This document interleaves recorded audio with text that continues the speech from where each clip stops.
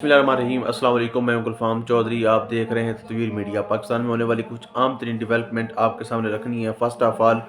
Acheson college के principal जिन्होंने resign किया और उसके पस पर्दा क्या मुहर्रिकात थे, कौन है जो अरबपति होने के बावजूद भी इतना गरीब है कि जिसके बच्चों की फ़ीस को बुनियाद बनाकर एक आम तरीन इदारा जिसमें मुस्तकबिल के लीडर तैयार होते हैं और ऐसे बच्चों को वहाँ से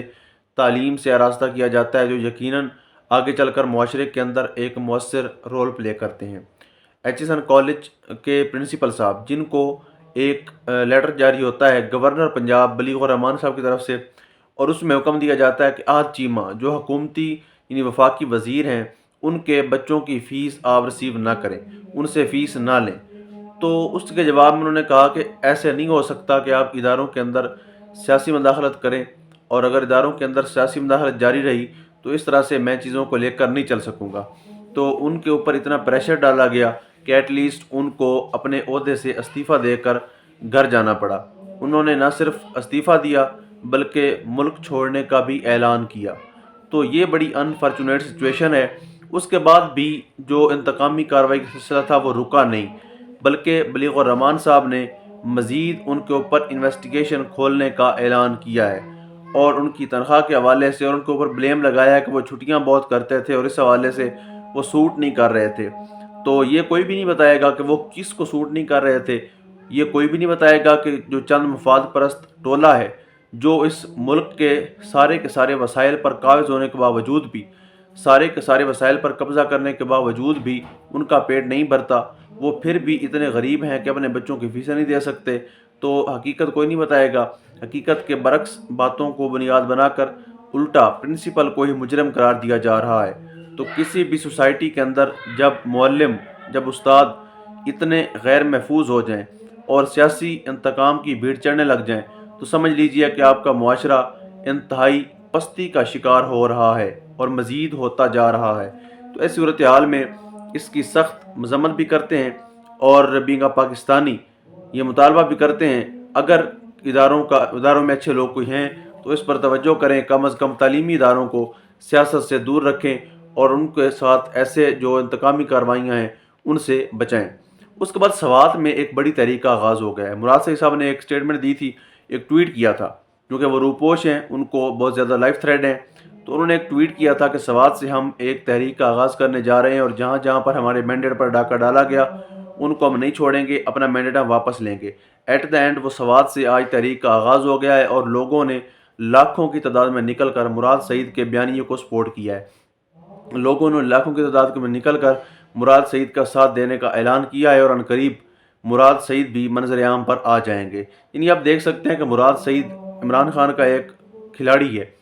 और वो अवाम के अंदर इतना पॉपुलर है कि वो पिछले 12 माह से लापता हैं। नहीं पता कि वो किस मकाम पर पनाह गुज़ीर हैं, लेकिन उनका एक ट्वीट, उनकी एक स्टेटमेंट इतनी ज़्यादा बामाना है लोगों के लिए कि लोग लाखों की तादाद में सड़कों पर निकल आते हैं और अपना हक मांगते हैं। तो आप सोचिए कि जब वो मुराद सईद ख़ुद मैदान में उतरेगा तो उस वक्त क्या आलम होगा। सोचिए जब इमरान खान ख़ुद जेल से बाहर आएंगे तो उस वक्त लोगों के क्या जज्बात होंगे, लोगों के क्या एहसासात होंगे। और वो लोग जिनके साथ पिछले 2.5 साल से ज़्यादतियाँ जारी हैं, पिछले 2.5 साल से जिनको इंतकामी कार्रवाइयों का निशाना बनाया जा रहा है, वो लोग जब देखेंगे कि उनका लीडर जिसकी खातिर उन्होंने कुर्बानियाँ दी, जिसकी खातिर उन्होंने सबूतें बर्दाश्त की, जिसकी खातिर उन्होंने चादर चार दीवारी का तकद्दुस पामाल करवाया, जब देखेंगे कि वो लीडर उनके दरमियान है और जेल से रिहा हुआ है, तो इन लोगों के जो मंजर होगा वो देखने वाला होगा यकीनी तौर पर। उसके बाद अब देखें अगर, तो आज मैं पेशावर हाई कोर्ट में गया और वहाँ पर मैंने समाअत भी अटेंड की और वहाँ पर मुराद सईद साहब और आज़म सवाती साहब के हवाले से केस की समाअत थी।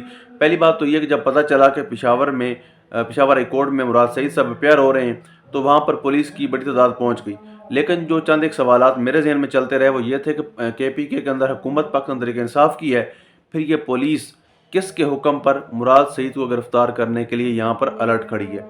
किसका हुक्म चल रहा है। आज भी खैबर पख्तूनख्वा के अंदर जिनके अहकामात की बजावरी के लिए पुलिस यहाँ पर पहुँची है। पर सूरत उस केस की कार्रवाई चलती रही काफ़ी देर तक,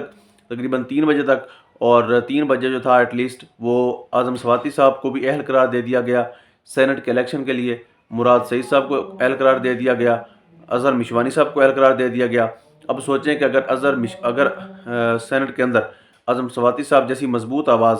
اور مراد سعید جیسی بہادر اور نوجوان آواز وہاں پر پہنچتی ہے تو وہ لوگ جو طاقت کے نشے میں چور ہیں، وہ لوگ جنہوں نے اقتدار میں آتے ہی دوبارہ سے صحافیوں کے خلاف اور عام آدمیوں کے خلاف انتقامی کارروائیوں کا سلسلہ شروع کیا ہے، ان کے اوپر کیا گزرے گی؟ یقینی طور پر ان کے لیے ایک ٹف ٹائم ہوگا اور ان کے لیے سنبھالنا مشکل ہو جائے گا، مشکل ہی نہیں ناممکن بھی ہو جائے گا۔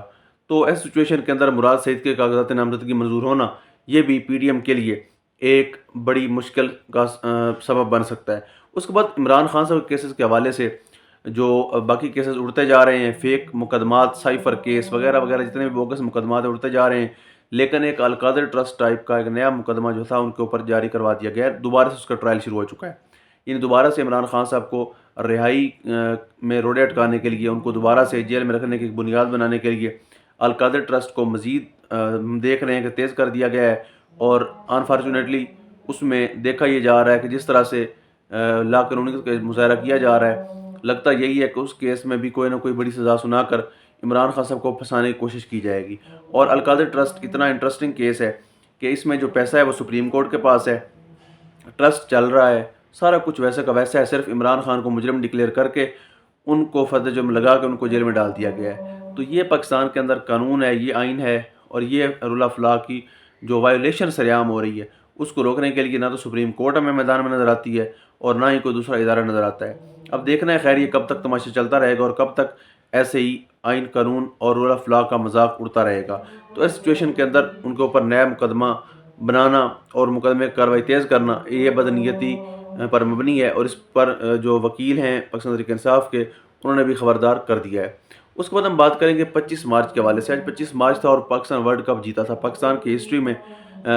ایک ہی دفعہ پاکستان جو ہے ورلڈ چیمپئن بنا، اور اس میں کپتانی اوبیسلی عمران خان صاحب کی تھی، اور عمران خان صاحب واحد کھلاڑی تھے اس ٹیم میں جب پوری ٹیم کہہ رہی تھی کہ اگر بڑی تگڑی ٹیم ہے اور مقابلہ بڑا سخت ہے، ہم میچ نہیں جیت سکیں گے، تو ایسی صورتحال کے اندر واحد عمران خان صاحب تھے جو کہہ رہے تھے کہ ہم میچ جیتیں گے، اور انہوں نے میچ جیت کر بھی دکھایا۔ تو ایسے دن کو فراموش کرنا، پی سی بی نے بھی 2 گھنٹے پہلے ٹویٹ کیا، ان کو سارا دن بالکل ہوش نہیں تھا، اور نہ ان جو 2 گھنٹے پہلے ٹویٹ کیا وہ بھی بدنیتی بے ایمانی پر مبنی تھا، اس میں بھی نہیں بتایا گیا کہ کس کی قیادت میں یہ ورلڈ کپ جیتا گیا۔ تو اتنی بدنیتی، اتنی بدماشی، اتنی بے حیائی کس کی ماں پر ہو رہی ہے؟ وہ لگتا یوں ہے کہ جیسے ساری زندگی کے لیے اقتدار اپنے نام لکھوا کر آئے ہیں اور انہوں نے نہ مرنا ہے، نہ جانا ہے، نہ کل کو کسی حکومت بدلنی ہے۔ اس طرح سے جو ہے وہ لا قانونیت کا مظاہرہ کر رہی ہے پی سی بی۔ اور آخر میں بات کریں گے جسٹس عامر فاروق صاحب جو چیف جسٹس ہیں اسلام آباد ہائی کورٹ کے، ان کے ایک بار پھر سے پاکستان تحریک انصاف نے مطالبہ کیا ہے کہ وہ ہمارے کیسز سے الگ ہو جائیں، وہ انصاف کے راہ میں رکاوٹ ہیں، وہ قطعی طور پر عمران خان صاحب کو انصاف کی فراہم نہیں کر رہے اور اس میں روڑے اٹکا رہے ہیں۔ اب دیکھنا ہے کہ جسٹس عامر فاروق صاحب اعلیٰ حضرفی کا مظاہرہ کرتے ہوئے خود ہی دور ہوتے ہیں، یا اسی طرح سے عمران خان صاحب کے کیسز میں روڑے اٹکانے کا جو فریضہ ان کے ذمہ ہے وہ پورا کرتے رہتے ہیں۔ برصورت اللہ پاک وطن عزیز کا حامی و ناصر ہو۔ پاکستان زندہ باد۔